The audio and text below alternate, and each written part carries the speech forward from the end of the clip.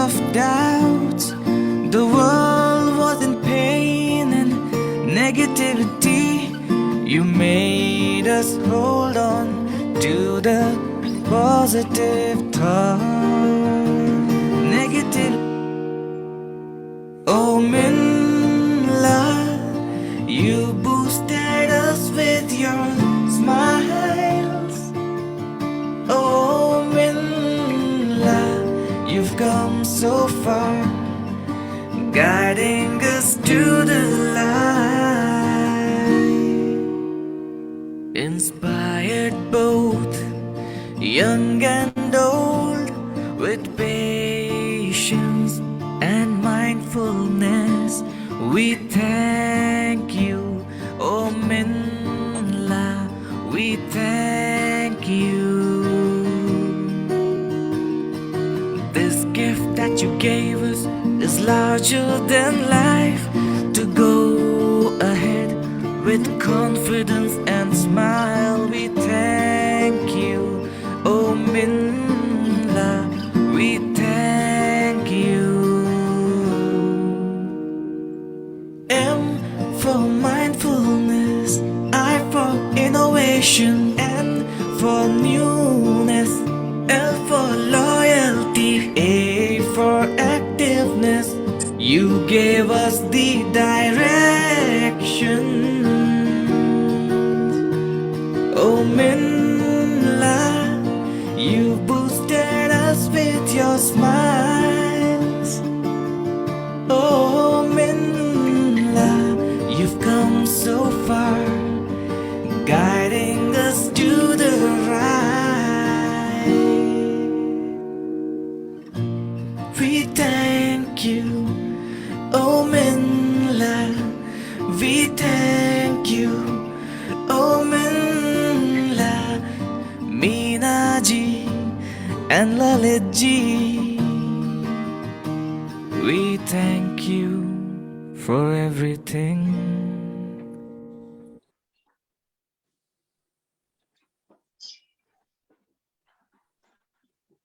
A global namaste. A global namaste to all of you. A very good morning, a good afternoon, or a very pleasant evening to whichever part of the world you're joining us from. Welcome to the 75th MINLA Zoom session. MINLA is Meena, Kagram, and Lalit Soda. We started these Zoom sessions in the beginning of the pandemic in April 2020 to spread peace, love, happiness to the global community.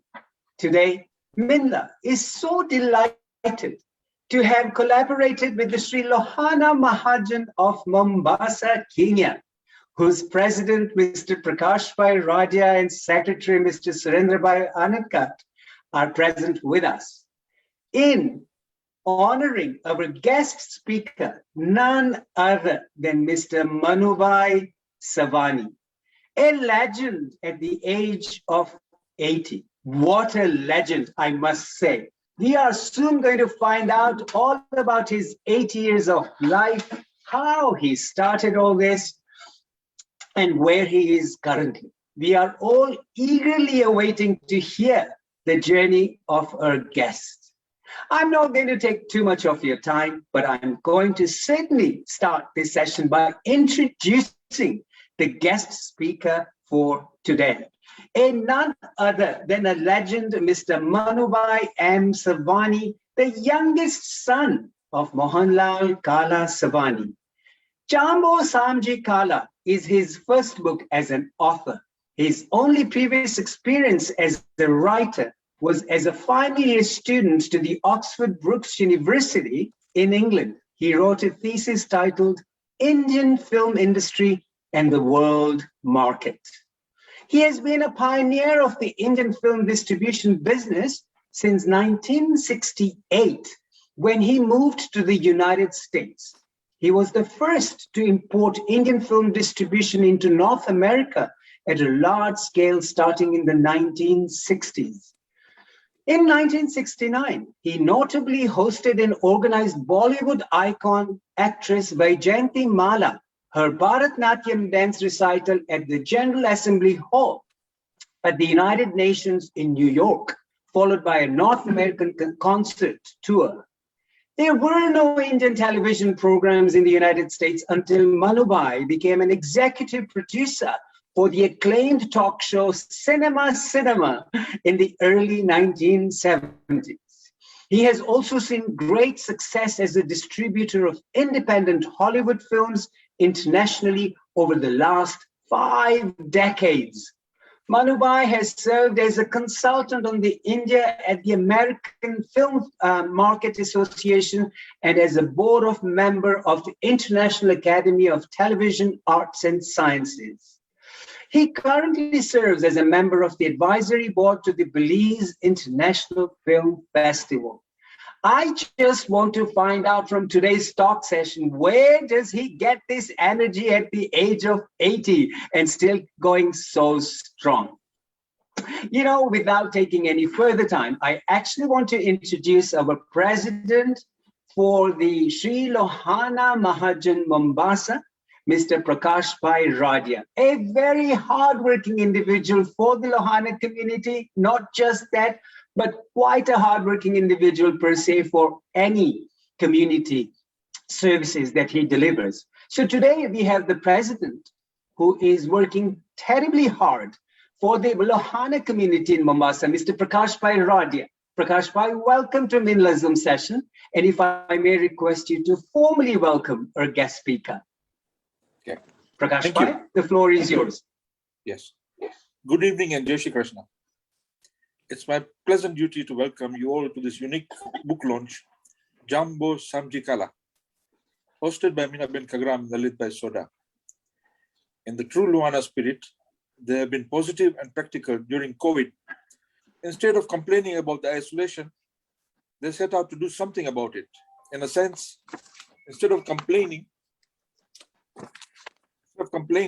that the lemons are sour, they turn the lemons into lemonade, resulting in a series of wonderful Zoom shows called MINLA, thus bringing us all together.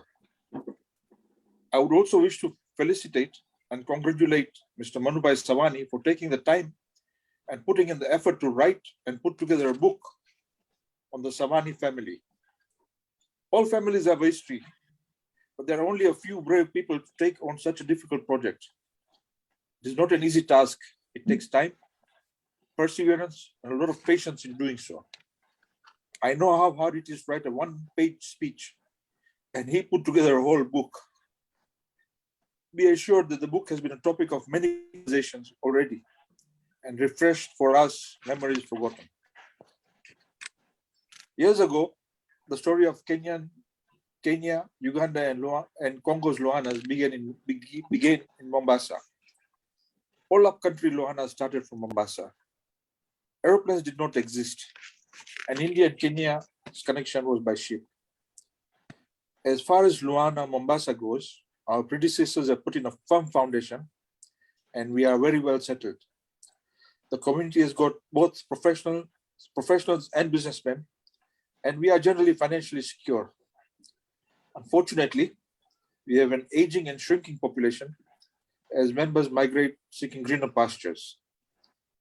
We are a well-organized body under able trustees, and we have a Loana Margin Committee, Ladies Circle, Charitable Trust, and a medical fund. My team is a well-organized professional body with a common goal of uplifting Lohanas and Hindus in general. With the future in mind, we have made some decisions on repositioning and optimizing our assets as well. To date, we have tried to retain our core religious and cultural values by hosting functions like Navratri, Diwali, Chopra Pujan, Priti Bhojan, and Jalan Jayanti, and Shravan Mash ration sharing. Okay. At the same time, we approach community gatherings with a modern touch, attitude, and outlook. Some of these modern functions include movies, music programs, treasure hunt, banquets at hotels, Zoom Tambola, etc. As we are a shrinking population, we also host programs jointly with the Hindu fraternity, example, Dairo, Utran, functions, etc. Back to the topic at hand. Mohanlal Samji Kala was one of the pioneer Luhanas in Mombasa. As a kid, I remember him being active in business and social work in the community. He had a very heavy Kathiawari accent. I usually saw him in the company of Sundari Nanji, and they always acted in close consultation. Because our business was close to Majestic Cinema, which he owned, he stopped on the way from his office in Nadiaku. He would on these occasions be accompanied by either Bagu Dalal, Chuni Bai, or Raman Bai, and occasionally Harish Anandpara. I'm sure Ms. Manubhai recognizes all his names. Maybe others don't. Of course. Mohan was active in our community and was a trustee for many years. He was widely consulted in our decision making. Additionally, he contributed with the Nathwani family in the construction of the Lohana Assembly Hall and a school at the Lohana Community Center. As an aside, Mohan Bhai's son Steve was getting married at the time. It was felt that our rest house would not be big enough to host the function. Therefore, a decision was made where Lohana Assembly Hall was built with the contributions from the Savani and the Nathwani family. It currently is the biggest hall in Mombasa. You'll have to ask Sudhir Bhai, ke ye khati gaya ke nahi, and a lagan ma. For Lohana khati gaya, we got a free hall. Okay. True. The Savani family, it would be impossible to conclude without the mention of the Savani family lucky charm. Mohan Bhai's wife, Narmada Ben. She was a Dharma, dignified and charming lady, and was truly a lucky charm. In conclusion, I hope more members will write about their family history so we can understand our history better and develop some pride and confidence in our community. Thank you very much, and Jai Jalaram, and welcome Manubhai Savani. Thank you, Prakash Bhai. Thank you very much for such a wonderful warm welcome for our guest today. May I now transfer to Meena Ben Khagram from Nakuru, the actual lady who started off with the Zoom sessions. And today we acknowledge Mrs. Meena Ben Khagram simply because she has set such good example that at a senior age, as we say, limes and lemons may be sour, but she certainly made some lemonade out of it by doing these Zoom sessions. So Meena Ben, with your permission, we will have a traditional welcome for our guest speaker, and then we kickstart the session. Meena Ben, the floor is all yours. Jai Shri Krishna Manubhai. Jai Shri Krishna. આ તમને ચાંદલો ચોખા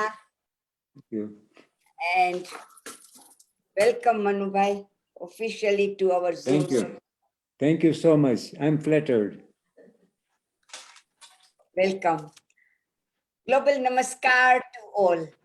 Jambo, Karibuni, ladies and gentlemen. Welcome to the Flamingo city of Nakuru, where Lake Nakuru is famous for wildlife and flamingos. Nakuru County is the one where world-famous fastest runners like Eliud Kipchoge, Kipchoge Kiana, Faith are born. We have very old Hyrex Museum and world-famous crater too. Nakuru is the fastest progressive city in the world. Now we have East African World Rally where it happens in Nakuru. My cute cousin, Dr. Lalit Soda, and myself, MINLA Zoom, are super excited to welcome you all and here who have joined on live Zoom on Facebook Live. Welcome Nairobi, welcome Mombasa Lohana Majan, especially Prakash Bhai Radia, the President, Secretary Surendra Bhai Anadkat, and entire members of Mahajan. Miss you welcome to our yet another main speaker, Manubhai Devani. Sorry, Savani, introduced by Shopna Ben Savani, the sister. She says, he is humble and very talkative. and very loving too. I found about all he is a very warm, updated person. I learned a lot about him on yesterday movie and stars. Manubhai, can't wait to listen to you about the Sri Hollywood and Bollywood. And about the book Jambo Samji Kala.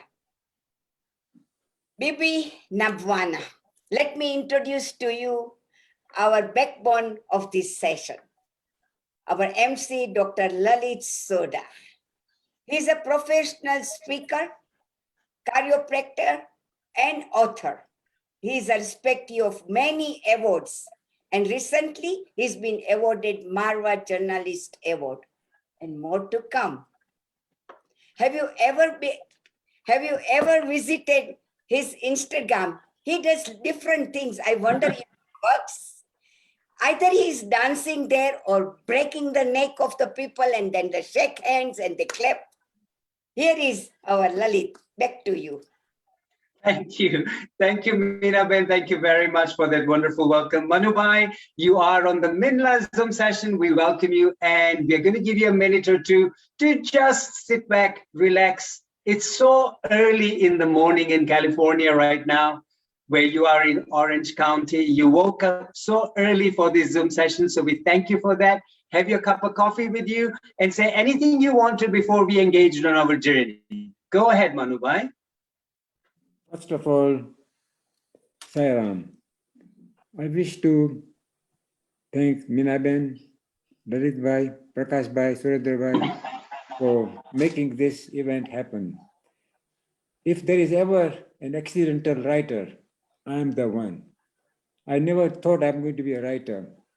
I never aspired to be an author, but the circumstances and events came together where I ended up turning a diary into a biography into a published book.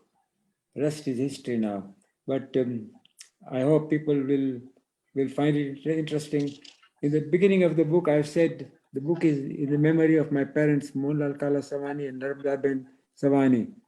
And I should have added, and dedicated to all the Asians who migrated to East Africa in early 20th century, 1900. About 1895, 35,000 Indians were brought in to East Africa by the British to build a railway line from Mombasa to Kisumu to Kampala. So many sacrificed their lives. Some people went back, others decided to stay back. And this is, today East Africa is what it is thanks to those migrants. And I dedicate my book to all the migrant Asians who came to East Africa. Hopefully, people who read it will be inspired to write about their family. Because what happened in the life of my family, in the life of Mohanlal Kala, is in fact happened in every household in East Africa. Because your forefathers and others came migrants to Africa, and they struggled to establish themselves, either as professionally or in their jobs or in business. The word Dukawala never existed till the Indians came to East Africa. Dukawalas are people who have owned shops at the railway station from one station to another. And this is where the Indians contributed, and they grew from basic life to establish the main economy of East Africa. When Mohanlal Kala Savani arrived in Mombasa in 1918, he was 18 years old, he had no money, and 2 years of elementary school, that's all. But he had zeal, dedication, desire to succeed. The word no did not exist for him, and he worked very hard. He worked at anything and everything. Some people have asked me, if he didn't have money, how did he make the wealth? He started in a very small way. He used to go door to door selling textile fabric on his bicycle. he and his brother Nanji Kalida Savani, they had one bicycle with a shared, and they used to go from one end of Mombasa to another to go to different shopkeepers and selling textile. Little did he know that day will come when he will be selling millions of yards of textile every year. Little did he know that one day he will be manufacturing, he was the first pioneer to manufacture textile in Kenya.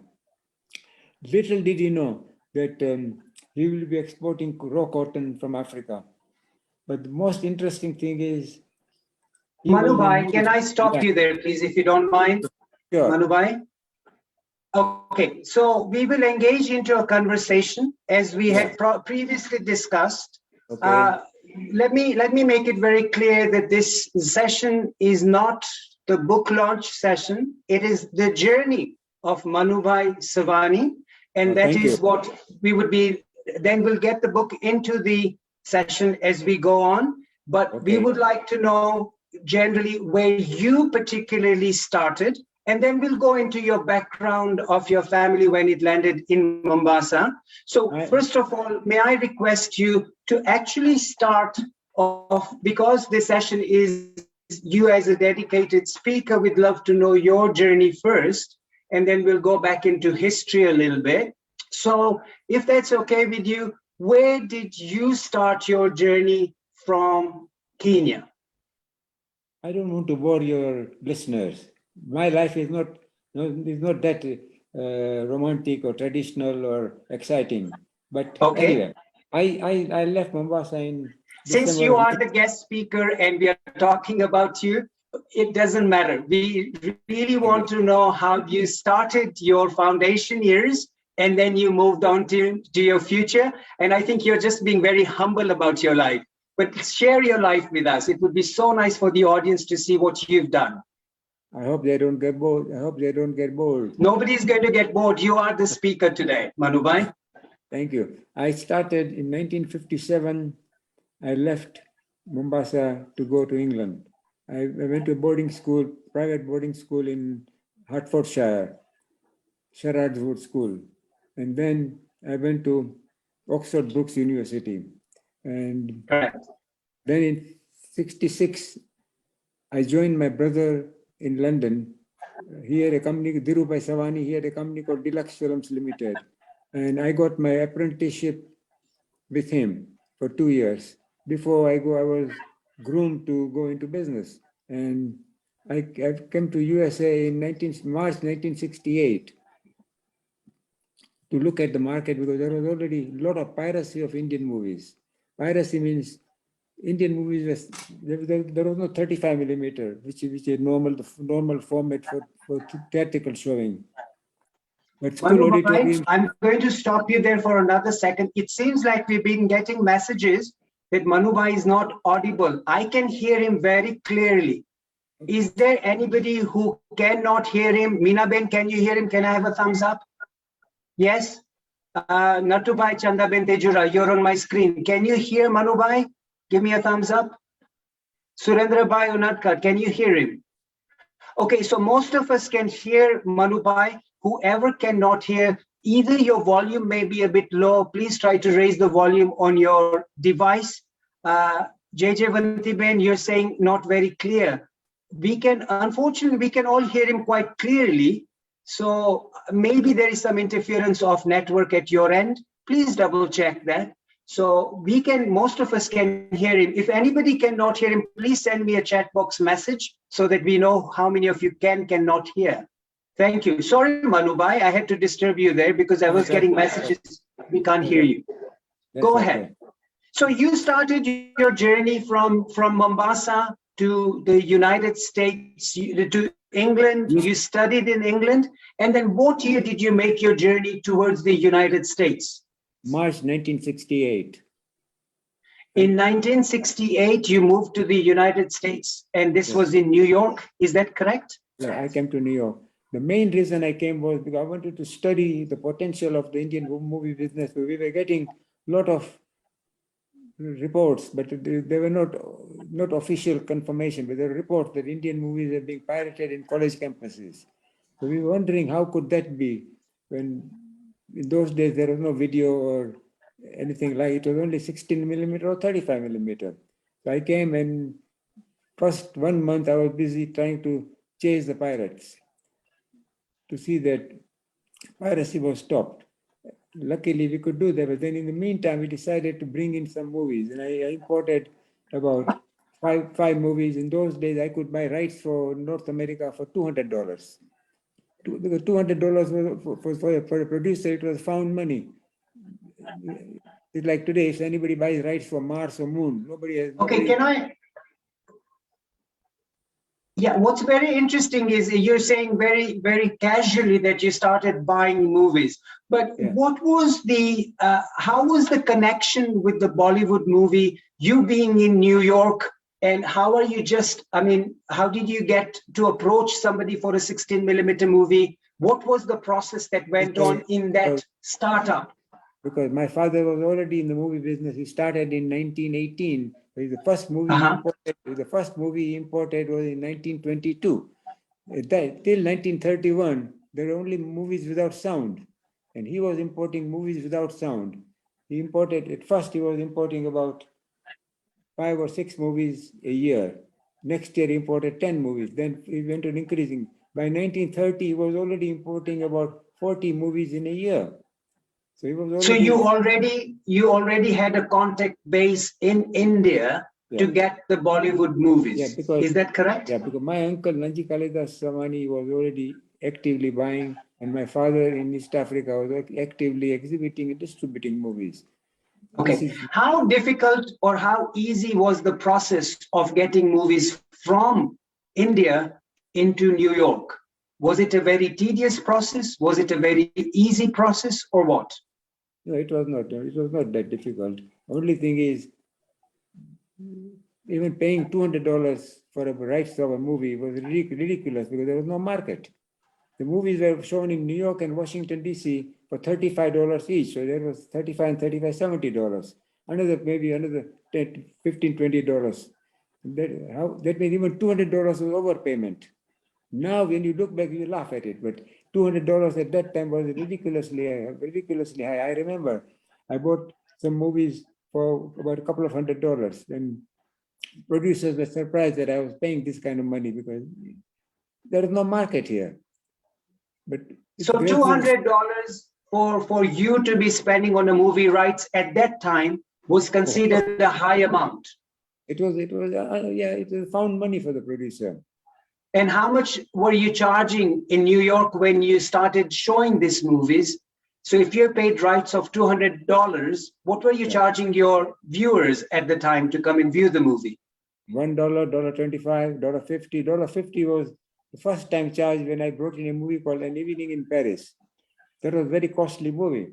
And the only thing is, I had no venue to show. I had no exhibitor. So I decided to be the exhibitor and the distributor. But then who is going to, I had to end up being a projectionist too. So I was a projectionist, doorkeeper, ticket seller, and supplier of the movie. But that is how it is. The beginning is always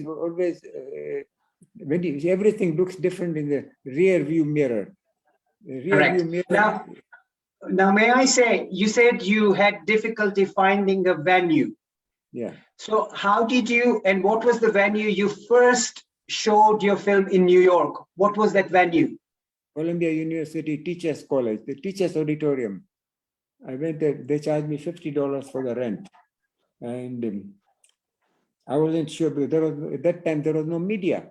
There was no radio, no newspaper, no television, nothing for the Indian community. How do we advertise? So what I did was, with a friend of mine, I pulled out the telephone book, I pulled out the names and addresses of all Patels, Shahs, Singhs, Khans, all these common Indian names. And we started sending them flyers. We didn't even know if they got the flyer or they didn't get the flyer. I still remember the afternoon when Evening in Paris, the day the movie An Evening in Paris was shown, I was wondering whether anybody will turn up.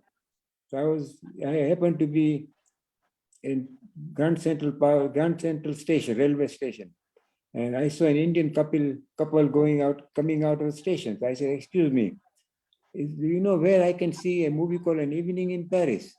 So they look at me and they say, no, we don't know the Indian movie Evening in Paris. Where is it shown? I said, I heard it's running at Columbia University Teachers College. She said, my God, she tells her husband, we must go. I said, yeah, you should go. Even I'm planning to go.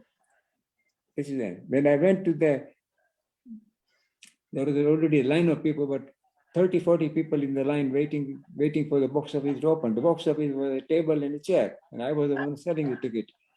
And suddenly this lady who saw me at 2 o'clock in the afternoon, she said, aren't you the one? Oh my God, aren't you the one who was asking where Evening in Paris is running? I said, yes, I am the one. She said, but why did you ask? I said, I was advertising. But this is how we started. So Manubhai, obviously you were in a market where the Asian population was very low. The numbers were very, very low, yet you wanted to take that risk of showing a Bollywood movie where there was no marketing.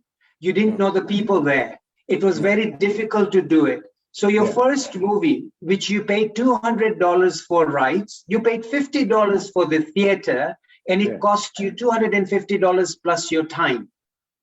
Yeah, plus air freight and everything cost. Yeah. So did you make money on your first viewing? I made a lot of money. On the first movie, as per our conversation, Manubhai, did you make any movie money at that time? An Evening in Paris, actually, black and white movies were $200. An Evening in Paris, I paid $2,000. And that was a crazy amount at that time. But I paid $2,000, and frankly, I multiplied it manifold. By showing An Evening in Paris, by paying $2,000, you made a lot of money.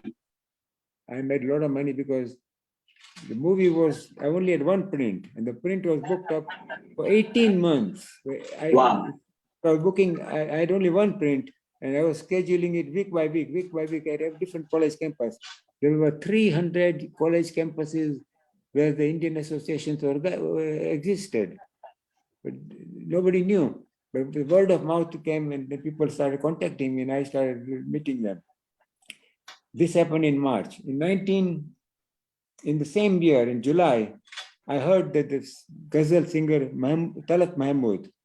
Okay, we'll get into Talat Mahmood in a second, Mr. Savani. But if you bear with me, I wanted to ask you from our conversation, the very first movie that you showed in New York. Yes. Not An Evening in Paris. Yeah. What was the first movie you showed at the commercial theater there? A commercial theater. Commercial theater didn't happen till 1974, 75. Till 1974, 75, it was all a 16 millimeter market. Correct. So when the 16 millimeter market was on, the very first movie you showed at the Columbia Theater at the university campus was which movie? An Evening in Paris, then Kohinoor, then Devar. Okay, in our conversations prior to the Zoom session, you said the very first movie that you had brought in, that was a loss. Yet you persevered because you knew that this was your mission. Yeah, the movie, like I brought the movie called Unpad or Devar. They were $200 movies. Even $200 I could not recover. But I didn't give up. I knew there was a potential because I had been visiting college campuses. I could see number of students everywhere. The Indian students were there, and they were hungry for Indian entertainment. It's like in New York City, when I came, there was only one Indian restaurant. Today, there must be thousands. Okay, it's because the Indian population has quadrupled of many fold. It has increased over the years. But at your time, it was definitely a challenge to bring that in. Is that correct? Absolutely. It was a chance I took, but I'd learned that from my father. When he started importing Indian movies in Kenya, in 1922, he brought a silent movie. But the only thing is, how do you show a movie if you don't have a theater, or if you don't have a projector? So he imported a portable hand-cranked projector from Bombay with the film.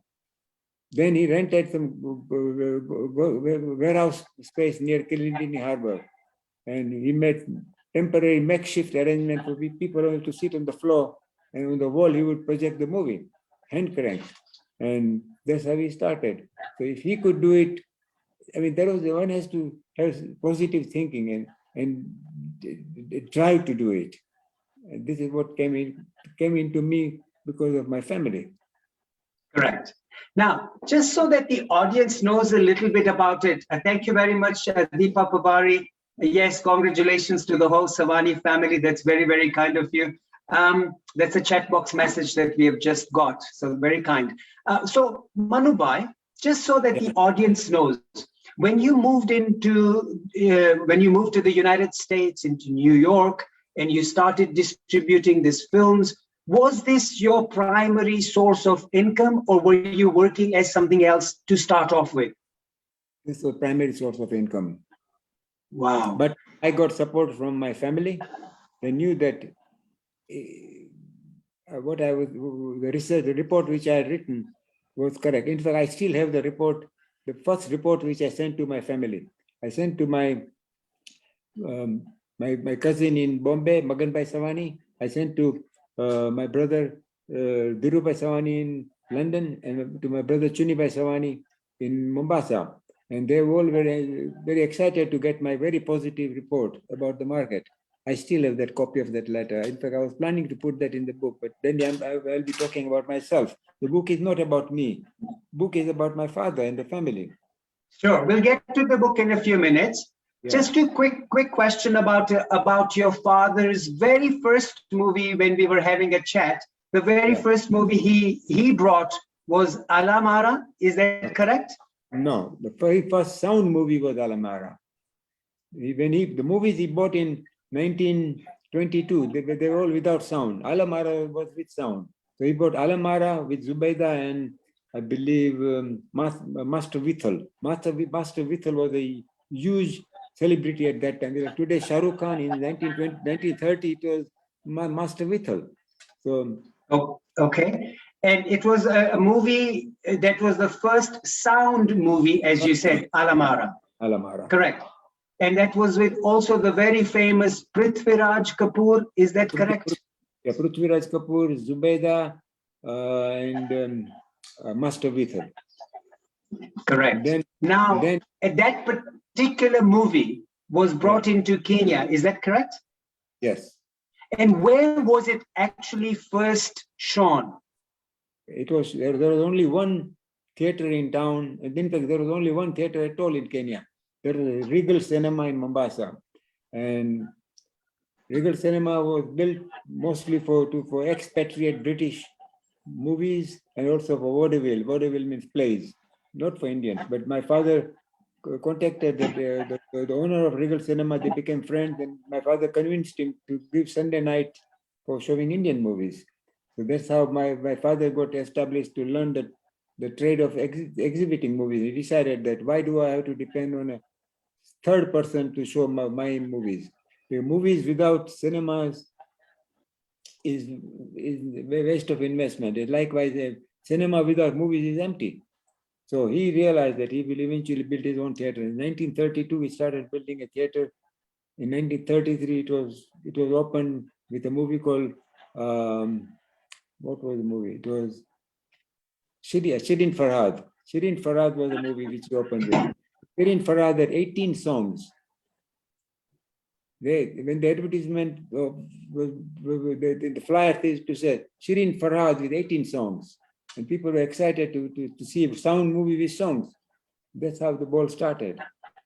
Correct. And what was the cinema? What was the cinema called, which your father built in 1933? Majestic Cinema. Majestic Cinema, and this was in Mombasa. Is that correct? In Mombasa, which is now the area is Old Town. In those days, it was the prime area of Mombasa, Princess Street, and wow. This is where it was. And then what he did was, Mombasa alone was not main thing. Zanzibar was another upcoming area. So my father made friendship with distributors in Zanzibar. They were importing movies from Egypt. So Mombasa had a lot of Arabic population even at that time. So we started importing Arabic movies from Zanzibar and exporting Indian movies to Zanzibar. it was a barter trade. That's how he started. And then he moved to Nairobi, was gradually becoming an established town. But Mumbai, first it was Mombasa, then Nairobi. So he made friendship with some friends there, and he built a cinema called Green Cinema. Green Cinema was in where today is Embassy Cinema, same location. So then he started supplying movies to Kampala and other places.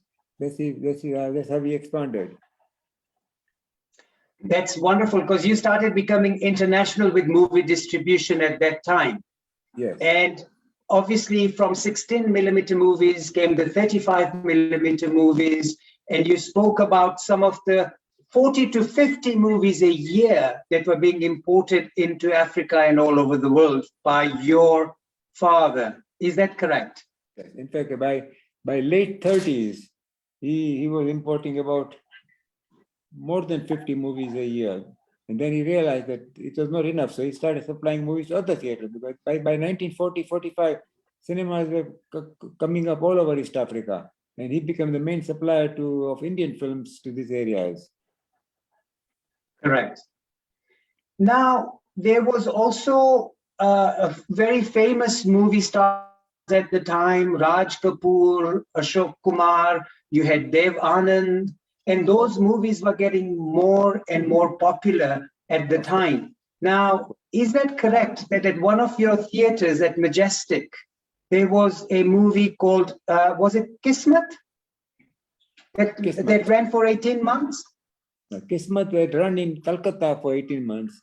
It was brought to Mombasa, but my father already had a backlog of films. So it took about a year and a half to release it at Mombasa. For a year and a half, the film was sitting in the godown. And then it was released. It was a runaway hit. Kismet was a super hit. Even today, if you see it, you'll enjoy it. Correct. So obviously, your family history goes back to some gems of the movies of Bollywood. And in those times, your father also made good friendship, I believe, with Mr. B.R. Chopra. Is that correct? Yeah, B.R. Chopra was he associated with B.R. Chopra, with V. Shantaram, with Chandulal Shah of Ranjit Studios. We became friends with all the major filmmakers at that time. It was a teamwork for my father and his brother Nanji Kalidas. And when Nanji Kalidas Savani was retiring, his son Manubhai Savani came in the picture in 1949. So by that time, the film business in the family was already growing, from East Africa to West Africa, West Africa to North Africa to Middle East. My one brother moved to Bahrain, and from there he used to specialize in Middle Eastern market. My brother Dhirubhai was specializing in Europe. That's how we did, but everybody was groomed separately, independently. And the Savani empire about the Bollywood, Hollywood movies grew bigger and bigger as the years went by. Yeah, but strangely enough, people associate my father's name with movies, but that was not his main business. His main business was textile. When people used to ask him, what is your business? He said, I'm in textiles. So I asked him one day, I said, why do you say I'm in textiles? He said, that is where I'm bread and butter is coming. He said, movies is nothing. For him, it was a small business. He said, textiles is my main business. And then he was also in other imports. And then, of course, he's well known for real estate. He had more than 60 properties at one time in Kenya, including warehouses, shopping plazas, residential properties, cinemas. Okay, so I'm going to stop you there for a second. You said your father landed in Africa at the age of 18. Yes. Where he did not know the language. No. He didn't have any money. No. And he wanted to make a go of his life. Absolutely. With a short space of time, he started running a textile business. He became an owner of 60 plus properties. He started off also with working with this family business of the film industry. Now, what was it about your father that was inspiring? Did you ever sit down and ask him, Dad, you didn't know the language, you didn't have any money, how did you become successful I asked, good question. Lalitbhai asked him many times. Yes. He said, Manu, he said, only good luck. He used the word kismat. He said, Manu, it was kismat. I told him, it's not kismat. You must have done something to click the kismat. And he would just smile. I tell you one thing, if my father was here today, this book would not have been published. He never wanted publicity. He would have discouraged me from writing a book. He was a very private person. He didn't care for name. You didn't ask me why I gave the. You didn't ask me why I named the book Jambo Samji Kala when his name was. I will talk Mohanlal. about the book a little later, Manubhai. We'll come to the book in a few minutes. As we said, we want to hear a little bit about you. So please bear with me. We will come to your book. But my next question to you would be, is you saw some traits in your father of such a successful man. Yeah. Would you be able to share some of those traits with us? Dedication, hard work, goodwill, and trust. He There told you me, go. he said, you go to a bank. The banker will be happy you are depositing money. But he said, when the banker knows that you are coming, your goodwill and trust, the banker will welcome you more. Goodwill and trust is more important than money, which anybody can have. So, you know, Manubhai, for people who are listening to our MINLA Zoom session, we are always looking for inspiring, motivating thoughts. And people who have become so successful in their lives, they have certain traits, certain characteristics. And this is interesting to know. And I'm sure the audience today, which is 102 plus screens on Zoom, but also being viewed live on Facebook by many other hundreds, would pick up on those qualities and say goodwill and trust. Money is important, but goodwill and trust are two characteristics about the business. And that. Yeah, absolutely. Other thing, resolve and resilience. Your resolve to succeed. If you don't have decision, if you don't have determination to succeed, then you won't succeed. You have to resolve. Other thing, resilience. You have to be flexible to succeed. You can't be hard and fast about anything. That's what I learned from him. The legacy which my father left for me, I can't talk about it, is hard work. His life itself was a legacy for me. That inspired me to work hard. And today my kids are also following my footsteps, and God willing, they'll do better than what I did, whatever it is. I understand your children are all connected on this Zoom session today. There is Akhil, there is Vishal, and there is Binoli. And we are going to talk about Binoli in just a few minutes. But if they are on the screen and if they are logged in, may I request Meena Ben, in the next couple minutes or so, she'll probably throw a spotlight on them so that we can see your family members. That would be so nice to see them and to see the success of their father currently. So it's nice if they are there, Meena Ben, if you can spotlight them in your time, no rush. You can just spotlight them as we go along. I really doubt if they would be there. My son Vishal and his family are maybe on at the moment traveling from Punta Cana to Washington DC. My son Akhil may be there. I don't know. And my daughter Binoli may be there. But Binoli just became a mother, so she may be involved with the baby. With the little one. Okay. Well, if they are on, well, we want to say to all three children of yours, Vishal and Asmita, there's Akhil and Sonal and Binoli and Amit. We are so proud of your father and his achievements. And the Savani family has done such a tremendous contribution to the community. So be proud of your dad, which I'm sure you all are. Yeah. Thank you. So moving on, Manubhai. Obviously, there is something behind every successful man. There is a woman. And who was that woman behind your success? Tell us about her. My wife, Vipula. Vipula Ben. Yeah. She inspired. Is she with you there today? No, she's here, but she's not coming on in front of the camera. She won't come in front of the camera. She is here. Okay. She actually she is the backbone for the success of the book, because every now and Absolutely, then I'm sure. she used to say, "Why don't you finish the manuscript? Why don't you finish this manuscript?" I decided to finish the manuscript. Sure. I didn't know it's going to be published. Okay, now let us go to your book, because I know you're quite keen on talking about your book. I've stopped you for a few minutes because time will be running quite quick. So we would love to hear about your book, Jambo Samji Kala. Let me say one thing. This is a production of COVID. Is that correct? Absolutely. I'm glad you brought it in. See, pandemic is a very bad thing. Everybody suffered, but it has some fringe benefit. The fringe benefit was taken by me because I had nothing to do at home. I was getting bored. I was confined to being at home. So I sat on the computer to finish my manuscript. And then my daughter Binoli was standing by to do the editing work. So that's how the book was completed. Very nice. And why did you call it Jambo Samji Kala? Okay. Since very young age, I realized that whenever I when I was in town with my father, especially when I went to Sakoni, my father used to go to Sakoni market, vegetable market every morning. And as soon as he entered the market, the vendors used to shout, Jambo Samji Kala, Jambo Samji Kala. And that was resonating in my mind. And then when I went back from England as a student, I realized it was still Jambo Samji Kala. And when my kids went with me from New York to Mombasa, even they noticed it. It's everywhere in town they were saying Jambo Samji Kala, Jambo Samji Kala. My father was known as Samji Kala because of his company. Main company was Samji Kala. And then that's why I decided to write the book Jambo Samji Kala, because that's what is still vibrating in my mind. That's the title you gave it. Yes.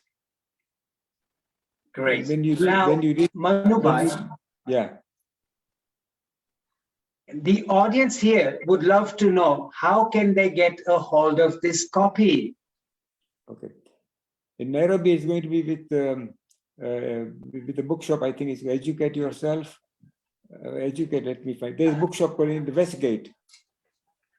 There's a bookshop in Westgate. They're going to start it. And then it's also available on Amazon.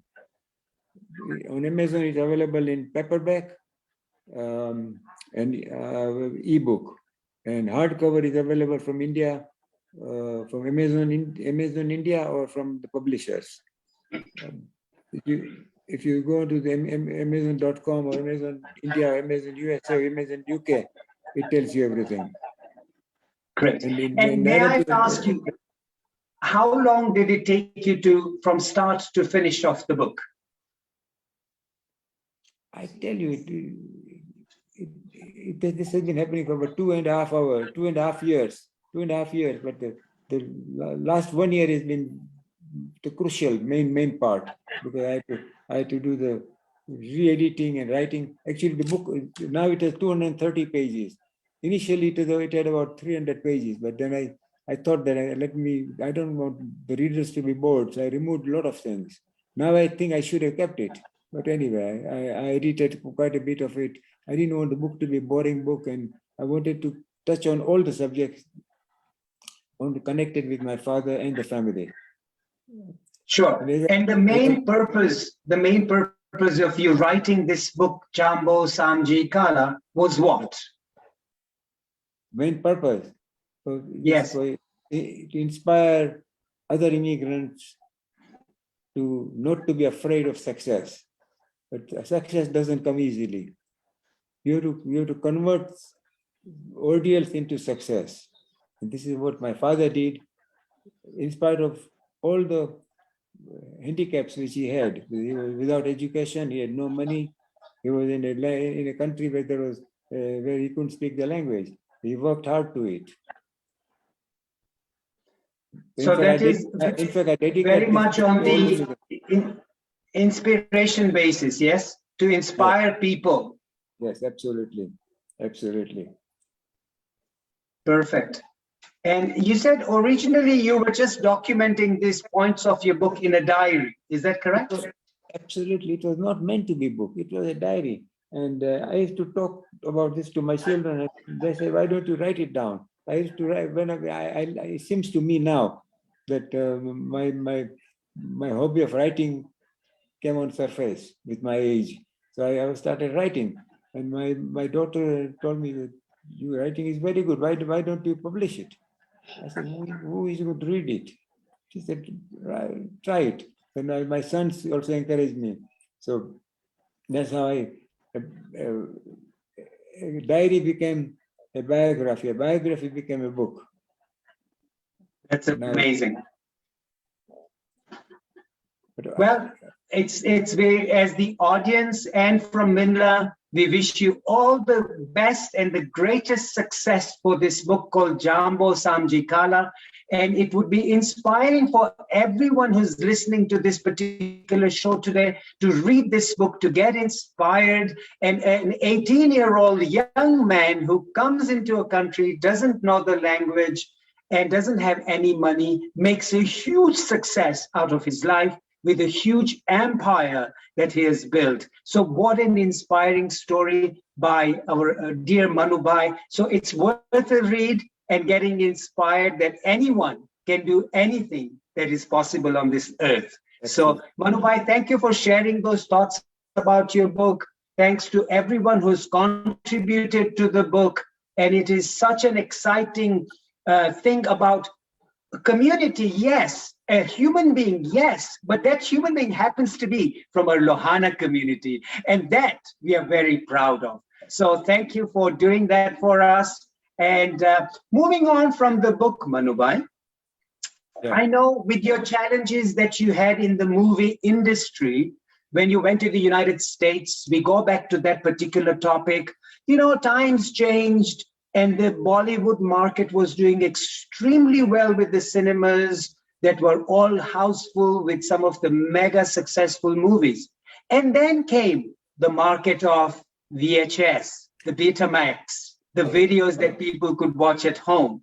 And unfortunately, the cinema business went down. Absolutely. Yeah, so share something about that with us. We'd love to hear what was that turbulent time that you went through. See, movies are usually bought and sold a year or two before they're made. Not many people know that. If I'm buying a movie, I'm buying it now and it will be ready in 2024. Because movies are always, that's how the movie has always been done. So we had made commitments. In the meantime, suddenly Betamax came. After Betamax, VHS came. After VHS, CDs came. After CDs, DVDs came. After DVD, satellite TV came. So everything has been coming. But Yes. the only thing, entertainment never dies. Entertainment will always be there. Only thing is, people, instead of going into one restaurant, they'll cook at home. If they can't cook at home, they'll go to some other cafeteria to eat. So it's like that. Entertainment, the food will always be there. The entertainment is always there. Only thing, the venue is changing. So we had to, we moved in very much in time. We gradually started buying movies for satellite TV, started buying movies for airline rights. I was one of the first person to export Indian movies for airline. When you go to an airline, they show old movies. I think quite possibly it was supplied by me. But though they don't pay much money, but at least it was one more venue. So the cinemas as such died. And I don't think they will ever come back for a while. They will come back, but take a while. And they will come back in a different way, not the way we knew before. But that is like anything in life. Things cannot remain the same. Yes, you yes. have to accept it and you have to move with the times. Yes. My And in father fact, is one thing you mentioned while we were having conversation, Manubhai, was the introduction of subtitles in the movies.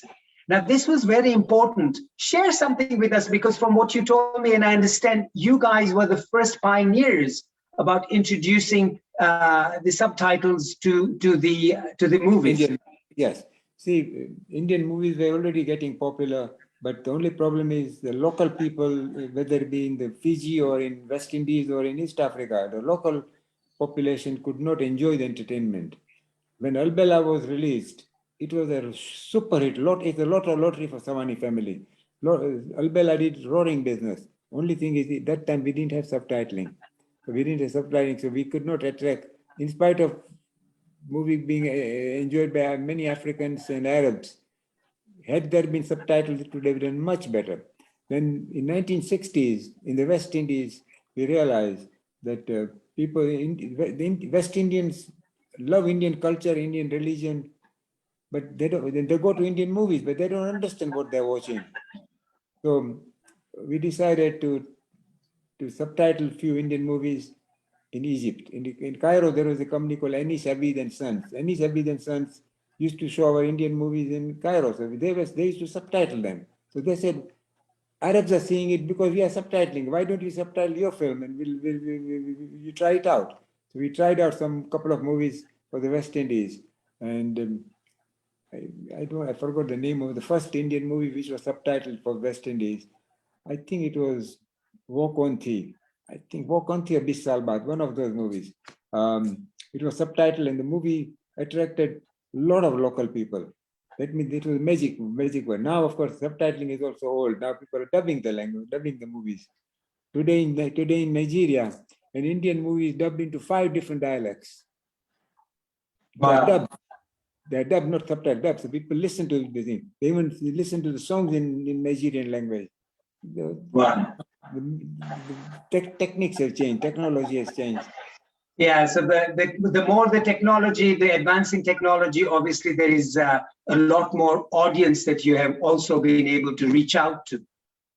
Absolutely. Entertainment never dies. And my father used to say, a good businessman is the one who can stand up and walk after falling down. That's the one. So that's the big motto to go with. He said, anybody, if you're in business, will trip and fall. He said, but don't be discouraged. Stand up and walk. That is what we have learned. I have learned. So I'm still in the business, but in a different way, not in theatrical business. I'm specializing in other mediums. That's okay. Sure. So see, this is another tip, another big tip for the audience that we can grab from Mr. Manubhai Savani. Obviously, his trust and his goodwill are very important in a business. But he also says to us that if you fall down, get up with a smile and get going. Get going. Absolutely. Yeah. That was an inspiring word for me, because I have fallen down many times, but I have Yes. stood up many times too. So I'm proud. That's how it should be. So Keep going. I tell everybody, keep going. He said, keep going. Doesn't matter. Wonderful, wonderful. Manubhai, I would love to hear from you. In your years of movie distribution that you did, and while you were in the States and everything, what was your biggest earner of the Bollywood movies that you brought into the United States? You don't have to mention how much you earn. No, that's not what I'm looking for. I'm looking for the name of the movie. Which brought you the most income? Income from USA or income from other places? I also exported movies like to East Africa. I exported Hum Aapke Kaun, and Hum Aapke Kaun did #1 business at that time. Only thing is we only imported one print and we showed it only in one theater at a time. But in spite of that, it broke all the box office records in the history of East Africa. In North America, the movie which did very good for me is a movie which nobody expected, a movie called Dulhan Wahi Jo Piya Manubhai. Wow, Rajeshwari, the actress. Rajeshwari production. That movie did fabulously well for me. When I bought the movie, I paid a hefty price for it because the movie had no face value. But I'd seen the movie portions of the movies, and I knew the subject was right. So that movie did very well. But you can't pinpoint on any one particular movie. So many movies have done well. So many movies have done bad. Some movies which we expected to do very well were disasters. Some movies we didn't expect to do well, they become lotteries. Like movie like Saraswati Chandra. Saraswati Chandra was a huge hit. Nobody expected a black and white movie with the retiring actress Nutan in the lead star, but the movie did roaring business. Same with the movies. There's so many movies like that which were, movie business is full of surprises. But the only thing is, you have to remember, movie business is the only business in the world with the biggest revolving door. Meaning every couple of years, new people come in the business, and every couple of years, old people go out, because it's a very tough business. It's a gambling. If you treat it as a business, it's not a gamble. If you treat it as entertainment, then you're bound to fail. Perfect. Now you just said about movies that you expect some of the movies to do well and those movies don't do well, and some of the movies you don't expect to do well are Bollywood big box office successes. It has happened. I would love to hear your comment on one particular movie of this current time, Kashmir Files. Kashmir It Files. hasn't got any big face on actor or actress or director or producer. That movie has no celebrity status as such, yet it has broken box office records. Kashmir Files is not really a regular Bollywood movie. Kashmir Files is a political statement, and it has attracted people who normally do not go to cinema. People who don't see a movie have gone to see Kashmir Files. So it's very difficult to barometer, make a measurement of success of Kashmir Files. Kashmir Files is exception. It has done very well. It has, if that movie was in the market for 1 year, the producers could not find a distributor. After 1 year, finally they found a distributor, and the movie has become biggest hit in the history. As your father would have said, Mr. Agnihotri ni kismat khuli gayi. Absolutely. And the right time, right place. Yes. Now I understand reliably that there are 3 or 4 producers in India are planning to make political movies. That can't work. You cannot copy success. I think Mr. Agnihotri and Pallavi Joshi, as we say, Elokani Kismat Khuli Gayi, and Kashmir Files has broken all box office records, a movie worth going and watching. Manubhai, we can talk about movies, we can talk about your business, we can talk about your family life, but I want to hear one more thing from you. What is it that age 80, you are still so sharp, so healthy, full of energy, and full of work that you want to do? What is it? My wife doesn't agree with that. Besides your wife, we all agree with it. What is that one factor that keeps you going? Tell us about it. Nobody ages, everybody matures. I matured more than what I was last year. And next year, I love that. God willing, next year I'll be more mature than this year. There is no end of learning. My friend, every day is learning process. I tell my kids, I say, don't be afraid of failure. Because yes, we are learning. We'll keep on learning. That's what I'm still learning.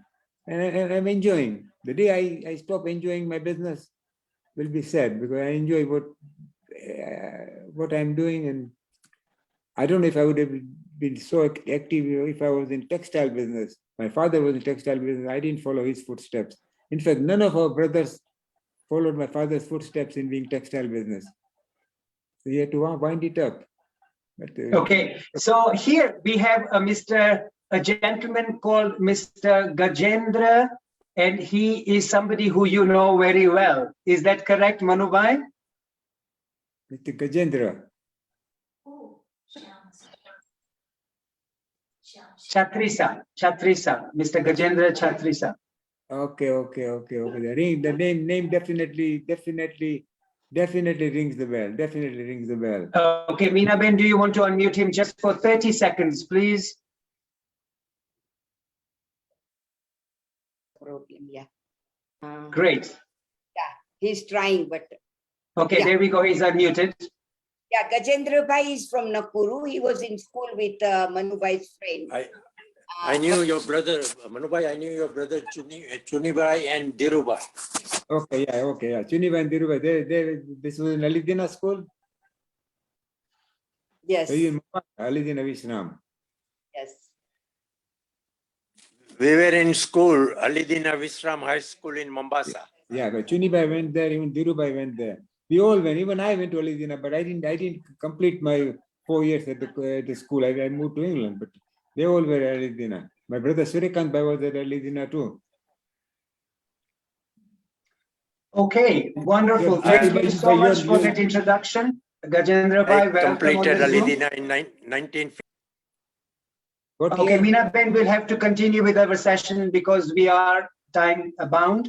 So, Manubhai, we will continue with one last question that we will ask you.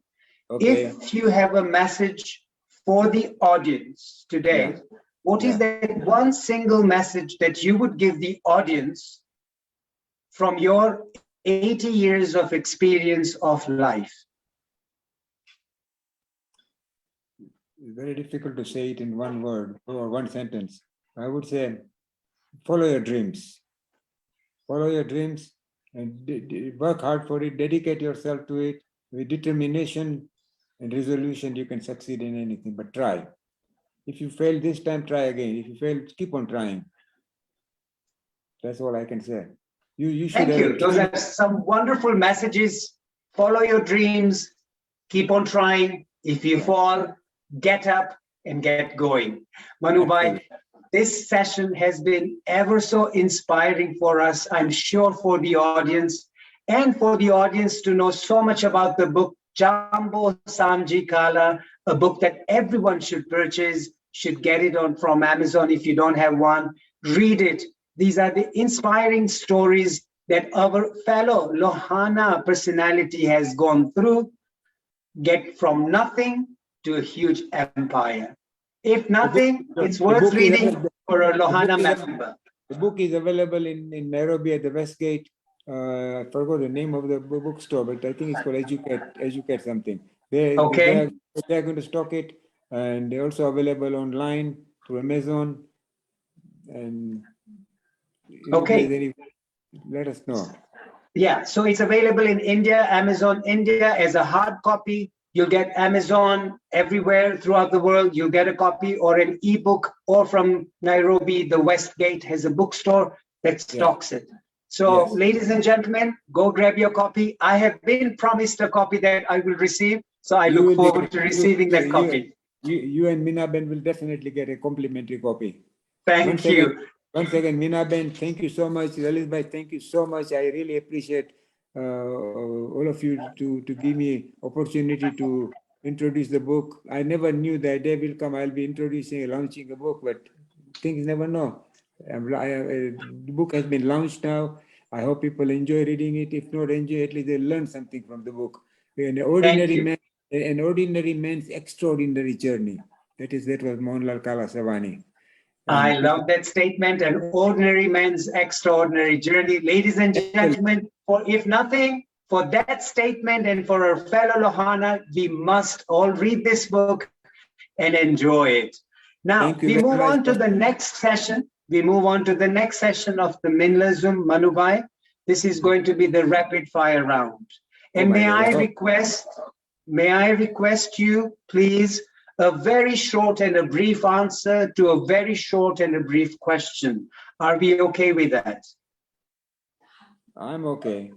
Yeah, because we have 20 questions which we would like to finish in less than 3 to 4 minutes. Okay. Okay. Manubhai, welcome to the ever popular MINLA session rapid fire round. The first question, the town of Mombasa. The year 1918, arrival of Mohanlal Kala Savani at the port of Mombasa. Thank you. The book, Jambo Samji Kala. A book which will be an inspiration to any reader. Thank you. And one of the books, Real Pleasure. Okay, that book is the history of East Africa, entertainment in East Africa, written by Laura Fair. That book was one of the trigger points for me to go into writing a book. Wonderful. Laura Fair has written a foreword in my book because she read some chapters and she was very impressed. Thank you. Okay, go ahead. Next question, the movie Albela. Lottery. The fifth question, the Bollywood industry. It's an industry like any industry, so long as you don't treat it as a glamour business. From business point of view, it's like any other business. Number 6, the Green Cinema. One of the first cinemas in Nairobi. Embassy Cinema. Which was offshoot of Green Cinema. Cinema. That was my dream. when there was not a single television program, a television station in North America, I started cinema 1 hour program once a week. And it became a huge success. It was a talk show. It was actually, Perfect. frankly, it was a talk show, but to promote my movies. Thank you. The magazine Avaz. Okay, that is a magazine which encouraged me to write this book, because when they got good response from the article which I had written, they called me, they said, look, everybody's asking about your article, and why don't you write a book? And I told them, who is going to read it? He said, you'll be surprised. So that's why I wrote the book. Thank you. Majestic Cinema. That was the foundation, the first foundation brick for the whole family. The book published by Notion Publishing. This is the publisher who made it happen. Perfect. Your all-time favorite Bollywood actor, male. Dilip Kumar, Your favorite Bollywood actress. Madhubala, Your all-time favorite Bollywood film. Bollywood film. Yes. It didn't do well business. It didn't do good. It didn't do. The movies which I like normally don't work. The movies Which one was that? There are 2 or 3. One is Kagas Ke Phool. I love that movie. It didn't work. Other one, Okay. Ye Zindagi with Sanjeev Kumar. I loved it. I watched it 10 times. It doesn't work. Pyasa, Gurudat. It worked. It felt Okay. good business, but my favorite movie. Okay. Next question. Your favorite pastime? Watching movies. Watching. Should I ask? All movies. Mostly Sure. American, mostly American movies. I'm a Sure. regular fan of TCM. Okay. Your next question. Kashmir Files, the movie. It's a fluke hit. Fluke The next surprise. question. The actress Vaijanti Mala. We spent 1 month together touring around USA to promote her Bharatanatyam program, and that was a very memorable trip for me to organize. Perfect. Orange County, California. My new home. One inspiring message in one short sentence for the audience once again. Don't give up. Keep on, follow your dream. And last but not the least, the question is Dr. Lalit Soda's rapid fire round. Excellent. You scared me for a minute. Thank you. Thank you, Manubhai. You did it very well. We all enjoyed listening to those wonderful answers. Thank you for participating on the MINLA Zoom session rapid fire round. I thank you from the bottom of my heart. I truly feel privileged today to have been interviewing a personality like yourself. Lalit Bhai, I look forward to meeting you. Meena Ben, I look forward to meeting you. Prakash Bhai, Surendra Bhai, I look forward to meeting all of you. Once again, thank you so much for introducing me on this program, and hopefully people will read the book. Sure. We would like our secretary for the Sri Lohana Mahajan Mombasa, our respectable Surendra Bhai Anakkat, who is once again a very hardworking Lohana community member in Mombasa, who's currently feeling very hot in temperature because Mombasa is boiling. So may I request Surendra Bhai to come and say a vote of thanks for our guest speaker. Surendra Bhai, you're on the floor. Thank you. Thank you so much, Lalit Bhai, Meena Ben. Most welcome, Manubhai, on the program. We love to have you. It's very, very inspiring to know the journey from your father, for yourself as well. And it's really inspiring for young generation like us to really not to give up on our dreams, like Manubhai has said. And we feel very proud as Mombasa Lohana Mahajan to know the great history where the Savani family actually pioneered their businesses from and to the world beyond. And I would like to give the best wishes to everyone for the book as well. And congratulations for Jambo Samjikala.